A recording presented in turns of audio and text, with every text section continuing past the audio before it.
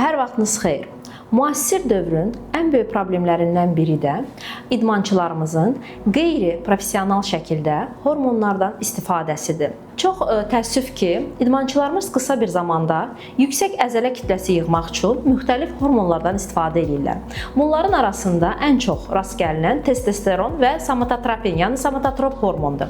Bu hormonlar qeyri-professional şəkildə istifadə olunsa, müxtəlif xəstəliklər yaradır. Testosteron kimi hormonun qeyri-professional və qeyri-müntəzəm istifadəsi kişilərdə hipogonadizm xəstəliyi yaradır. Bu hipogonadizm xəstəliyi vaxtında müalicə olunmasa, kişilərdə sonsuzluq kimi problemə aparıb çıxarda bilər. İkinci, daha çox istifadə olunan hormonlardan biri somatotrop hormondur, somatotropin.